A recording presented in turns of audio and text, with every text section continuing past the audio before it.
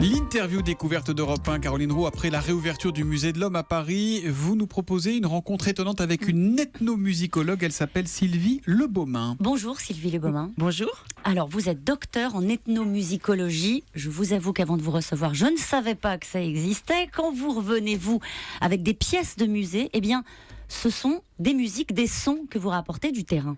Oui, ce sont des musiques que l'on collecte sur le terrain en vivant avec les gens sur place, avec les gens qui les produisent. Et donc, on a l'occasion d'observer ces musiques produites dans des contextes extrêmement différents, tels que des rituels, des cérémonies initiatiques et ainsi de suite. Et donc, on les enregistre et ensuite, on les ramène. Ça se passe bien avec les populations sur place ? Vous êtes toujours bien accueillis ? Très bien, c'est très étonnant parce que imaginez qu'un jour quelqu'un frappe à votre porte et vous dise voilà, je viens m'installer chez vous pour travailler sur vos musiques, pour travailler sur la musique que vous écoutez, que vous chantez chez vous de façon quotidienne. Je ne suis pas certaine que vous l'accueilleriez aussi bien que nous on est accueillis dans ces villages. Mais depuis le temps, ils vous connaissent. Vous avez retranscrit plus de 300 pièces de musique africaine. Qu'est-ce que vous faites de cette matière ? Qu'est-ce qu'elles vous racontent, ces musiques-là ? Alors ces musiques, elles nous racontent deux choses. La première chose, c'est qu'on a affaire à des musiques de tradition orale. Et comme avec les langues, on fait des grammaires de ces musiques, c'est-à-dire qu'on essaye de comprendre les théories qui sont sous-jacentes à ces musiques. Comme on fait avec toutes les langues du monde, on fait la même chose avec les musiques. La deuxième chose qu'elle nous raconte, c'est qu'en comparant les musiques d'une population à une autre, on arrive à reconstituer les parcours de l'histoire de ces populations qui ont une histoire orale, donc pas de traces écrites, donc c'est très compliqué de retracer une histoire à plus de 100 ans, 150 ans. Et curieusement, en comparant ces musiques, on arrive à reconstituer des pans de leur histoire. Alors, je disais tout à l'heure, en annonçant votre venue, que vous étiez la spécialiste de la cérémonie du Bwiti. C'est comme ça qu'on dit, Bwiti ? C'est comme ça qu'on dit, oui. Racontez-nous, qu'est-ce que vous avez appris de cette cérémonie-là ? Est-ce qu'il y a des musiques ? C'est quoi la cérémonie du Bwiti ? Alors, et c'est où déjà ? Ça se passe où ? Alors, la cérémonie du Bwiti au Gabon, ça se passe dans différentes populations, à peu près 40% des populations qui habitent le Gabon. C'est ce qu'on entend là. Voilà. Ici, vous entendez un harpiste, Barthélemy, que j'ai enregistré dans un petit village au bord de l'océan. Cadre magnifique d'ailleurs. Sympa. Et donc c'est un musicien du Bwiti. La harpe tient une place extrêmement importante. C'est l'entité créatrice féminine dans cette pratique, dans cette confrérie initiatique.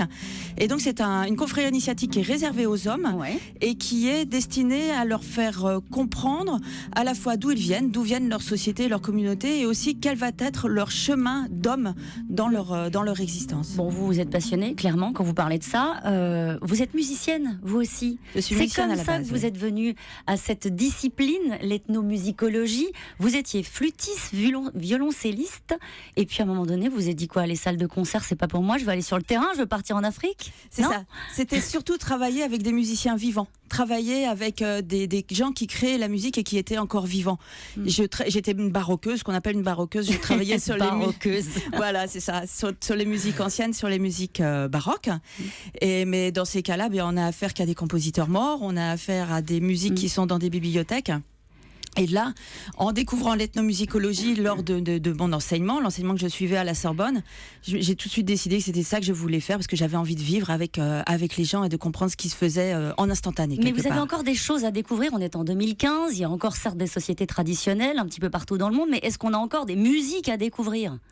Il y a encore des musiques à découvrir. Moi, ça fait 15 ans que je parcours le Gabon. J'y passe 6 mois par an. Et à chaque fois que j'y retourne, à chaque fois, même quand je retourne dans des sociétés dans lesquelles j'ai déjà travaillé, je découvre de nouveaux répertoires, de nouvelles musiques, de nouveaux instruments, de nouveaux rythmes. Sylvie Lebaumin, il paraît qu'une fois vous êtes allée à Shanghai, vous étiez avec des confrères ethnomusicologues, et là d'un coup vous vous êtes dit, je suis en train d'écouter quelque chose que je n'ai jamais entendu. Voilà, on était à un colloque d'ethnomusicologues, le colloque mondial des ethnomusicologues, donc quand même c'est assez sympa, un certain nombre de spécialistes quand même réunis dans la salle de concert. Et donc on avait des musiques traditionnelles qui nous étaient données à entendre, et on a entendu certains groupes de musique de population, et on était incapable de mettre un mot sur ce qui était produit. Quand vous rentrez à la maison, vous écoutez de la musique ou pas ? Vous avez un iPod, une chaîne hi-fi, non ? J'ai tout ça, mais je dois dire qu'au bout d'un moment, mes oreilles ont besoin de se reposer, et donc j'en écoute plus autant que ça pour mon plaisir. Encore un petit peu, allez. Merci beaucoup, Sylvie Lebaumin. Vous avez une très très jolie montre orange, si je peux me permettre. Vous pouvez la rendre à Thomas. Elle voulait vraiment aller. Non.